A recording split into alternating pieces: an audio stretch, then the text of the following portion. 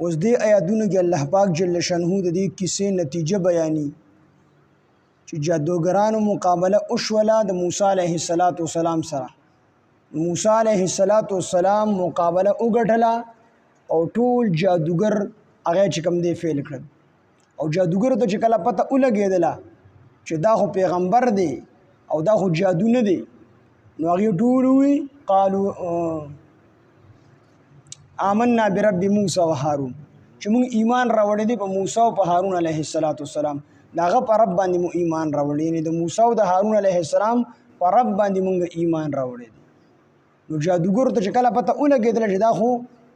جادو نه دی، دا خو معجزه ده، ځکه په جادو کې د سیز حقیقت نه بدلیږي،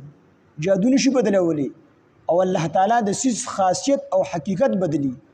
یعنی موسی علیه السلام سره لومبۍ لښته وه چې کله یې ورتاو وکړه د هغې نه دومره لوی اژدها جوړه شوله چې 1,40,000 اژدهاګانې لواړې تېرې کړې، داسې تېرې کړې چې اړو خولې پې ونه واله. او بیا فرعون طرف ته ور وکتل، نو فرعون موسی علیه السلام دی یا موسی علیه السلام زه در باندې ایمان راوړم خو بس د اژدها زمانه لرې کړه. نو چې کله موسی علیه السلام ورته بیا لاس کړو د هغې نه بیا عصا جوړه شوله، بیا د امسا جوړه شوله. نو چې کله خلکو ته حقیقت معلوم شو چې دا خو په حق باندې پیغمبر دی او جادوګرو وپېژندو چې دا په حق باندې پیغمبر دی، نو هغې به ایمان راوړ. نو 70,000 یا 72,000 یا 80,000 جادوګرو چې کله هغې ایمان راوړو، نو فرعون پکې په یو ورځ باندې 70 جادوګر دا چې کوم دی په سولی باندې وخېجولو او پانسي یې کړل، په سولی یې کړل 70 جادوګر، او نورو ته یې مهلت ورکړو تاسو به هم پانسي کومه. خو فرعون هم د دې نه وویل چې په ملک کې راته فتنه جوړه نه شي او په ملک کې راته بغاوت جوړ نه شي، نو هغه 80 کسان یې په سولی باندې کړل او دا نورو کسانو ته یې مهلت ورکړو. نو بیا هم په حضرت موسی علیه السلام عامو خلکو ایمان راوړو، خو ډېرو کمو خلکو د ډېرو خلکو زړه غوښتل چې موږ په موسی علیه السلام ایمان راوړو، خو د دې یارې نه چې دا فرعون به موږ د تکلیف را رسېدې به را باندې ظلم او ستم کوي، نو د دې وجې نه ډېرو کمو خلکو ایمان راوړو، خو په یره سره باندې ایمان راوړو. اگر چې بیا وروستو 6,13,000 کسانو ایمان راوړی دي، خو چې کله د موسی علیه السلام غلبه راغله، خو په دغه ټیم کې خو د موسی علیه السلام لا غلبه ونه، د فرعون غلبه وه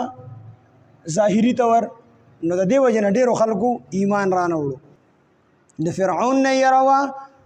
او د فرعون چې کوم سردارانو حامانو او قارون وغیره دا سردارانو د هغې نه هم یره وه، ځکه د فرعون نه چې کوم دی دا نوکران په ظلم کې سخت، څنګه به چې فرعون ظلم کو دقه شان به د نوکرانو ظلم کو. نو د دې د یرې نه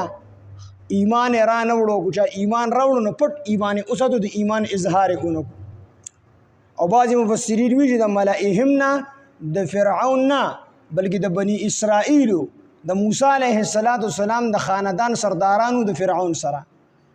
نو دی د خپلو سردارانو د یری ایمان رانوړو، دی به یرول چې ګورې ایمان خو راوړو په موسی علیه السلام باندې، اگر چې دا زموږ د خاندان نه دی، نو فرعون به در سره داسې ظلم وکړي، داسې کار به در سره کوي، نو دی د خپلو سردارانو د وجې نه ایمان رانوړو.